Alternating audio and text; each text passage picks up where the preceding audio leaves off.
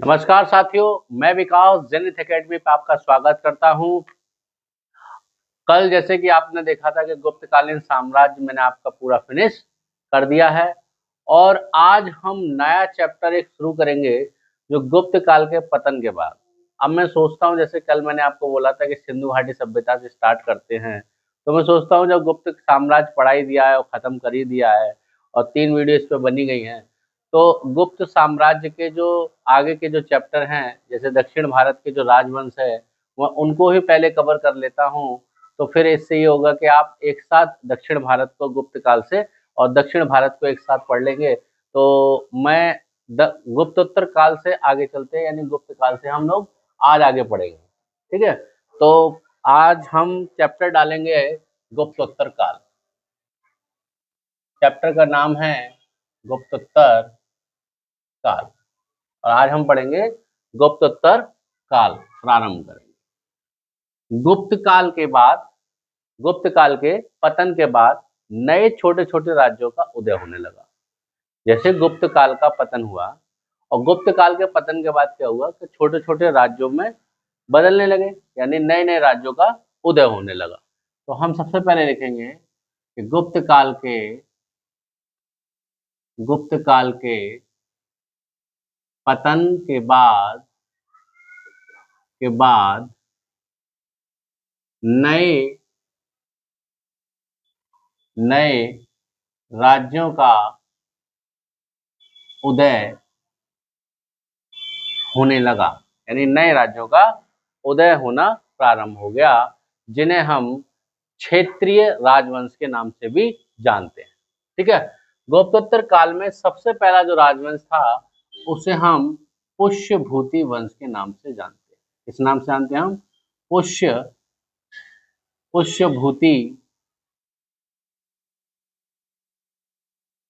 पुष्यभूति वंश के नाम से हम इसे जानते हैं। ठीक है, ये आपका यूपी ट्रिपल एससी का जो पैट का सिलेबस आया है उसमें एक स्पेशल चैप्टर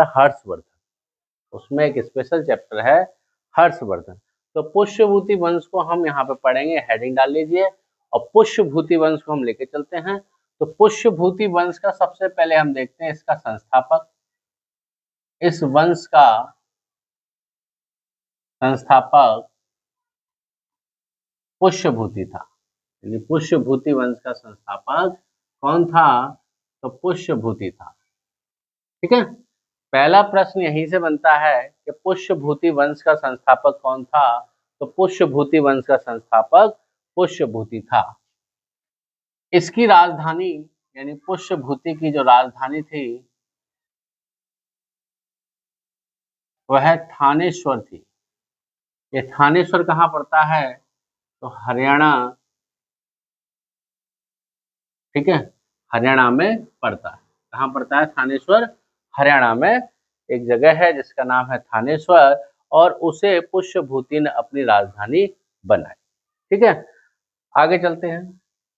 पुष्यभूति वंश में जो अगला शासक था वह प्रभाकर वर्मन था।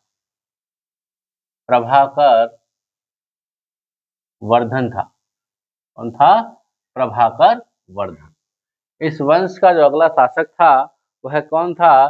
प्रभाकर वर्धन था। प्रभाकर वर्धन के 2 पुत्र तथा 1 पुत्री थी।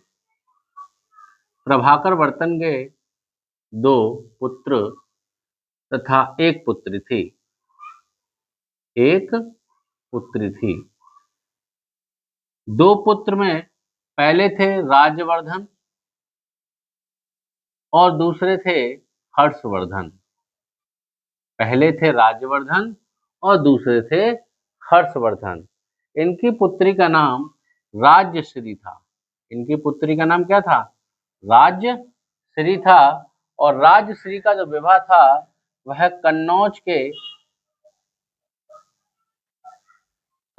के मौखरी वंश के राजा, मौखरी वंश के शासक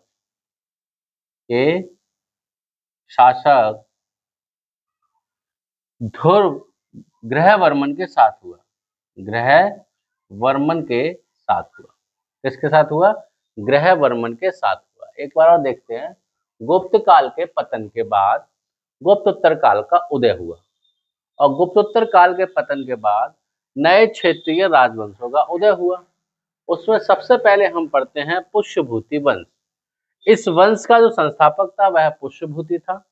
इस वंश का जो संस्थापक था वो कौन था? पुष्यभूति था। राजधानी क्या थी इसकी? थानेश्वर, हरियाणा थी। राजधानी थानेश्वर, हरियाणा थी। अगला शासक जो था वो प्रभाकर वर्धन था। कौन था? प्रभाकर वर्धन था। इसके दो पुत्र थे, एक राज्यवर्धन तथा एक हर्षवर्धन। एक राज्यवर्धन तथा दूसरा हर्षवर्धन। एक पुत्री थी जिसका नाम था राज्यश्री। क्या था? राज्यश्री। तो राज्यश्री का जो विवाह था वह कन्नौज के मौखरी वंशीय शासक ग्रहवर्मन के साथ हुआ। किसके साथ हुआ? ग्रहवर्मन के साथ हुआ। यहां तक समझ में आया? आगे चलते हैं। अब राज्यवर्धन जो थे प्रभाकर वर्धन के बाद में राजा बने और राजवर्धन की जो हत्या थी, राजवर्धन की हत्या शशांक वंशीय गौड़ वंशीय राजा शशांक के द्वारा कर दी गई। शशांक के द्वारा कर दी गई। हत्या किसके द्वारा कर दी गई? शशांक के द्वारा हत्या कर दी गई। ठीक है, यानी कि राजवर्धन की जो हत्या थी वह शशांक के द्वारा कर दी गई। शशांक कौन था? तो गौड़ वंशीय शासक था। गौड़ वंशीय शासक था। इसने शशांक ने राजवर्धन की जो हत्या थी वह धोखे से कर दी। कैसे कर दी? धोखे से कर दी। ठीक है, देखिए एग्जाम में क्या, देखिए बहुत से लोग क्या करते हैं, इन पे कहानियां सुनाना स्टार्ट कर देते हैं, बताना प्रारंभ कर देते हैं और 15 मिनट की जो क्लास है वो आपकी कितनी देर की चली जाती है? कम से कम आपकी 40 से 50 मिनट की क्लास आपकी बना देते हैं। तो एग्जाम में आपके देखो कोटेशन आनी है और खास तौर पर वनडे एग्जाम में तो सीधे लाइनर क्वेश्चन आने हैं। कैसे क्वेश्चन आने? वन लाइनर क्वेश्चन आने हैं जो आपको फालतू के भाषण ना देकर बिल्कुल पॉइंट टू पॉइंट पढ़ाएं। आप बिल्कुल उन्हीं से पढ़ें और उन्हीं के ही आप नोट्स बनाएं, बिल्कुल वैसे ही नोट्स बनाएं। ठीक है, तो आगे चलते हैं। देखिए मेरी तो आदत है नहीं ज्यादा फालतू बकवास करने की और आप जितना पढ़ रहे हैं आपको मैं सफिशिएंट पढ़ा रहा हूँ। ठीक है, तो आगे चलते हैं। इतना समझ में आया? कोई दिक्कत यहाँ तक? ठीक है, अब चलते हैं हम हर्षवर्धन पर। इस पर हर्षवर्धन पर अगली हेडिंग डालेंगे हम हर्षवर्धन। अगली हेडिंग डालेंगे हम लोग हर्षवर्धन। राजवर्धन के बाद में जो राजा बने वह कौन बने? हर्षवर्धन बने। और हर्षवर्धन का जो शासन काल रहा वह 606 ईस्वी से 647 ईस्वी तक रहा। कब से कब तक रहा? 606 ईस्वी से 647 ईस्वी तक रहा। ठीक है, आपको हर्षवर्धन का शासनकाल जरूर याद कर लेना है। ठीक है, हर्षवर्धन थानेश्वर की राजगद्दी पर बैठा। हर्षवर्धन थानेश्वर की राजगद्दी पर बैठा उस समय वह 16 वर्ष की अवस्था थी। कितनी वर्ष की अवस्था थी? 16 वर्ष की अवस्था थी। किसकी अवस्था थी? हर्षवर्धन कितने वर्ष का था? तो वह 16 वर्ष के थे। ठीक है, हर्षवर्धन का जो शासनकाल था वह 606 से 647 ईस्वी तक था। यह थानेश्वर का राजा बना जिसने अपनी राजधानी भी बनाई। इसके शासनकाल में चीनी यात्री हेमसांग भारत की यात्रा करने आया। किसकी यात्रा करने आया? भारत की यात्रा करने आया। ठीक है, आगे चलते हैं। हेमसांग जो है हर्षवर्धन को शिलादित्य के नाम से कहता है। क्या कहता है? शिलादित्य के नाम से पुकारता है। किसके नाम से पुकारता है? शिलादित्य के नाम से इसे पुकारता है। दूसरा, हर्षवर्धन के दरबारी लोगों के द्वारा कहा गया कि आप कन्नौज को अपनी राजधानी बनाइए। किसको बनाइए? कन्नौज को। तो हर्षवर्धन ने कन्नौज को अपनी राजधानी बनाया। हर्षवर्धन ने कन्नौज को अपनी राजधानी बनाया। ठीक है, यहाँ से दो प्रश्न बिल्कुल कंफर्म होते हैं कि हर्षवर्धन कहाँ के राजा थे? थानेश्वर के राजा थे। शासनकाल क्या था? 606 से 647 था। इसके शासनकाल में चीनी यात्री हेमसांग भारत की यात्रा करने आया और हेमसांग ने हेमसांग जो है हर्षवर्धन को शिलादित्य कहकर कहा करता था। क्या कहा करता था? शिलादित्य कहा करता था। आगे चलते हैं। अब हर्षवर्धन की हम उपाधि देखते हैं। हर्षवर्धन की जो उपाधियां हैं वो कई सारी हैं, जैसे सार्वभौम। सार्वभौम, ठीक है। अगली उपाधि देख लेते हैं, परम परमाहेश्वर। परमाहेश्वर इसकी अगली उपाधि। तथा महाराजा महाराजा धीराज, इसकी कुछ उपाधियां हैं। किसी किसी एग्जाम में इसकी उपाधियां भी पूछी जाती हैं। सार्वभौम, परम महाश्वर तथा महाराजा धीराज, इसकी क्या थी? उपाधियां थी। अब देखो, जैसे प्रश्न बनता है कि हर्षवर्धन की राजधानी क्या थी? कन्नौज। हर्षवर्धन का शासनकाल क्या था? 606 से 647। थानेश्वर का राजा बना, ठीक है। और इसके शासनकाल में चीनी यात्री हेमसांग आया था। हेमसांग आया था, ठीक है। उपाधि देखें, सार्वभौम, महाराजा धीराज, क्या थी इनकी उपाधियां थी। आगे चलते हैं। हर्षवर्धन को बौद्ध भिक्षु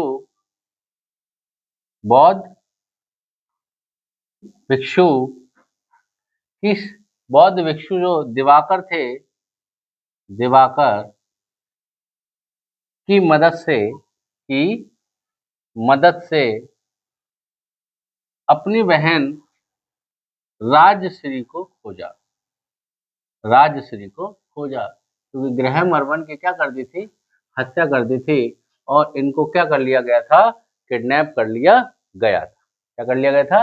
किडनैप कर लिया गया था। तो ये प्रश्न भी आ सकता है, लेकिन अभी तक तो एग्जाम में आया नहीं है। वनडे एग्जाम में हो सकता है ये प्रश्न पूछ लिया जाए, ठीक है। क्योंकि आज के समय पर जो प्रश्न पूछे जा रहे हैं वो काफी अंदर से पूछे जा रहे हैं, ठीक है। तो बौद्ध भिक्षु दिवाकर की सहायता से राजश्री को खोजा, ठीक है। अगला प्रश्न, अपनी पुत्री का विवाह पश्चिम में वल्लभी शासक ध्रुवसेन के साथ किया। ध्रुवसेन प्रथम के साथ किया। किसके साथ किया? वल्लभी शासक ध्रुवसेन प्रथम के साथ किया और एक मैत्री संबंध स्थापित किए। मैत्री संबंध स्थापित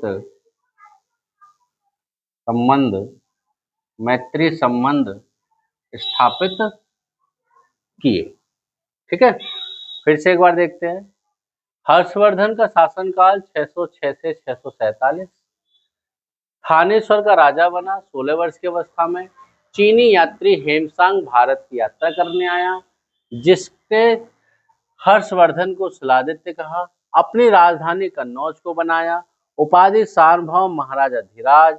बौद्ध भिक्षु दिवाकर की मदद से राजश्री को खोजा। अपनी पुत्री का विवाह पश्चिम में वल्लभी शासक ध्रुवसेन प्रथम के साथ किया तथा एक मैत्री संबंध बनाया। स्क्रीनशॉट ले लीजिए। चलिए आगे चलते हैं, इसको रफ कर देते हैं। एक इनसे प्रश्न और पूछा जाता है, वह आपका काफी इंपोर्टेंट हो जाता है कि हर्षवर्धन के काल में चालुक्य वंशीय शासक पुलकेशियन के द्वारा हर्षवर्धन को पराजित किया गया। ये आपको कई एग्जामों में प्रश्न पूछा जाएगा, लेकिन कैसे पूछा जाता है वो मैं आपको बताता हूँ। हर्षवर्धन और चालुक्य वंशीय शासक पुलकेशियन द्वितीय का युद्ध हुआ। वह नर्मदा नदी के तट पर हुआ। कहाँ हुआ? नर्मदा नदी के तट पर हुआ। हर्षवर्धन तथा चालुक्य वंशीय शासक पुलकेशियन द्वितीय के साथ 618 ईस्वी में, कितने में? 618 ईस्वी में। कौन सी ईस्वी में? 618 ईस्वी में नर्मदा नदी के, यानी इन दोनों के बीच नर्मदा नदी के तट पर हुआ। कहाँ हुआ? नर्मदा नदी के तट पर युद्ध हुआ। ठीक है। और पराजय किसकी हुई? पराजय इसमें हर्षवर्धन की हुई। पराजय जो हुई वो किसकी हुई? हर्षवर्धन की हुई।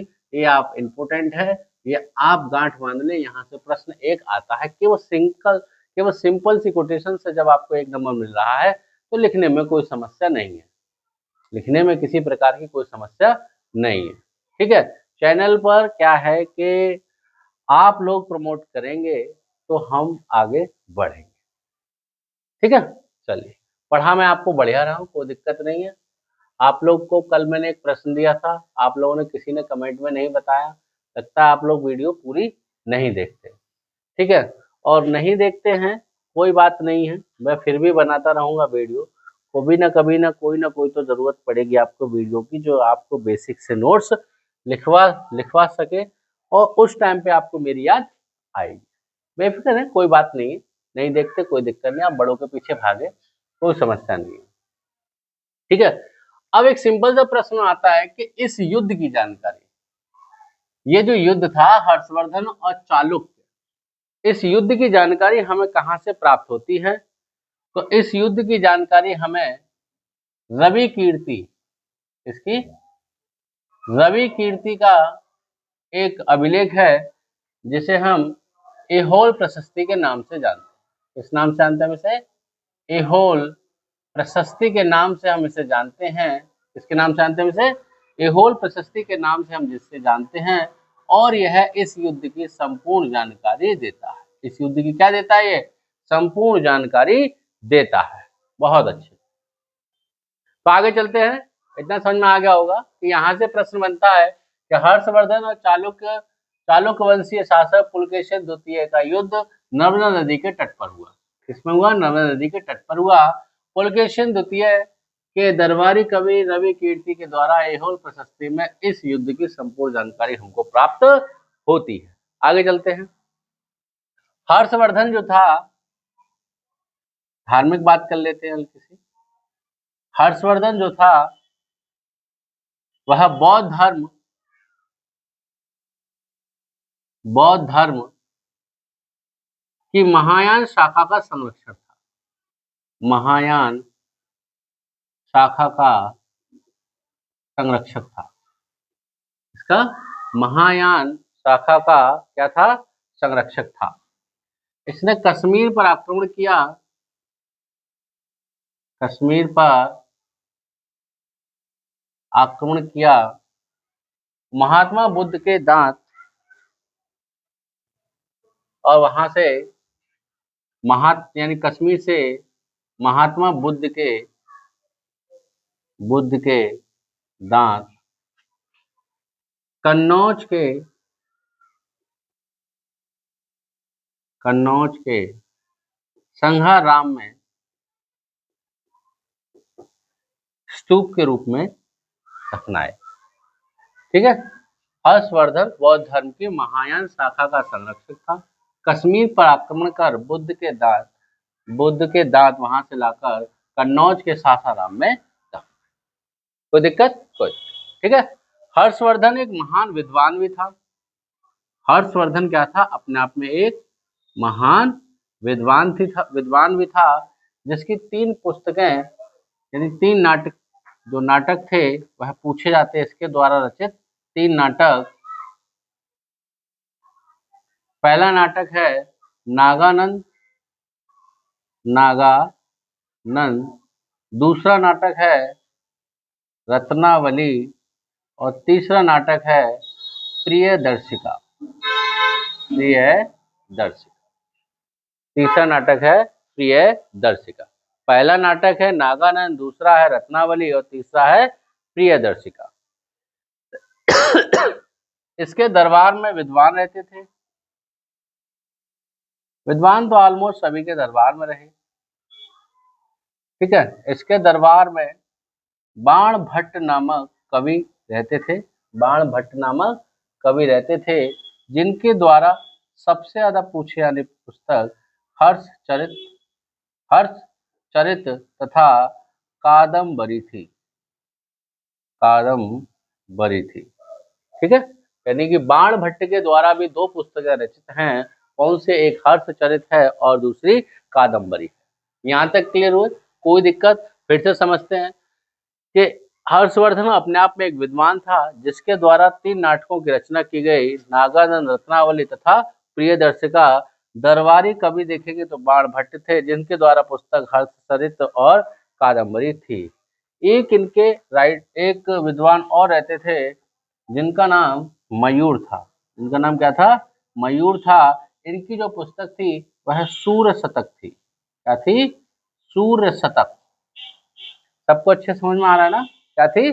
सूर्य शतक। अब जैसे आपसे पूछा कि नागानंद किसके द्वारा रचित नाटक है, तो हर्षवर्धन।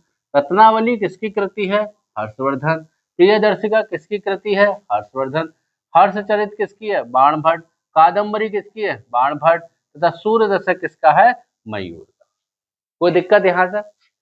कोई समस्या? कोई दिक्कत? ठीक है। हर्षवर्धन के 2 अभिलेखों की भी जानकारी मिलती है।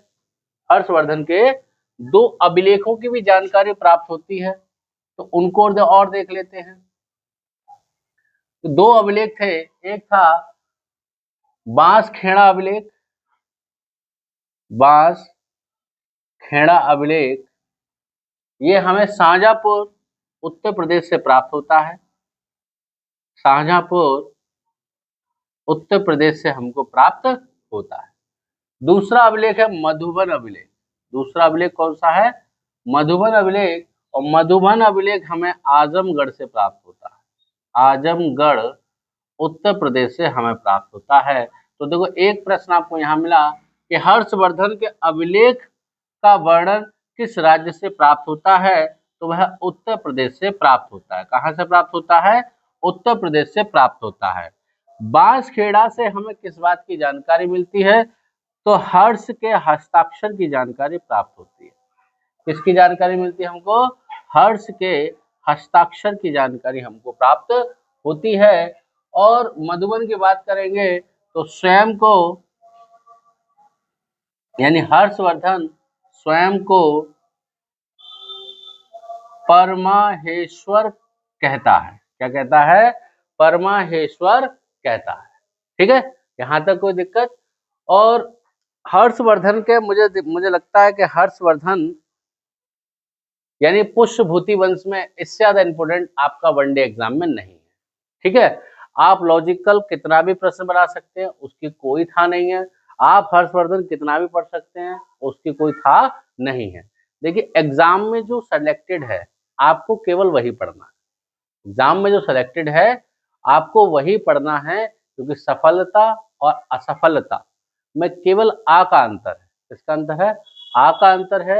यानी कि सफलता में यदि आगे आ लग जाता है तो वो क्या बन जाती है? असफलता बन जाती है।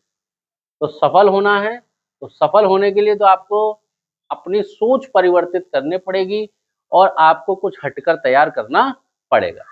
आप जो फालतू की चीजें पढ़ते हैं, यानी फालतू की चीजें मत पढ़ें, ना ही पढ़े तो ज्यादा बेटर है। आपको जितना भी समय देना है आप अपनी अच्छी चीजों में दें। और जो प्रश्न लगातार आते हैं 10 साल से 15 साल से, जो लगातार प्रश्न जिस टॉपिक से आ रहे हैं उस टॉपिक को खंगाल के पढ़ें, एकदम अच्छे से पढ़ें। ठीक है, मेरे ख्याल से इसमें इससे ज्यादा कुछ और है नहीं, इससे ज्यादा कुछ और है नहीं। एक दो बातें हम हेमसांग के बारे में और देख लेंगे कि हेमसांग हर्षवर्धन के राज में, इधर देख ले, हेमसांग के बारे में हल्की सी कोटेशन देख लेते हैं कि हेमसांग कैसा यात्री था, तो चीनी यात्री था। कैसा यात्री था? चीनी यात्री था। यह हर्षवर्धन के राज्य में कब तक रहा, तो 8 वर्षों तक रहा। कितने वर्षों तक? लगभग यह 8 वर्षों तक रहा और इसने एक पुस्तक की भी रचना की। इसकी रचना की, पुस्तक की रचना की, जिसे हम सी यू की के नाम से जानते हैं। किसके नाम से जानते हैं? सी यू की के नाम से हम इसे जानते हैं। ठीक है, हेमसांग की एक पुस्तक है जिसका नाम है सी यू की। ठीक है,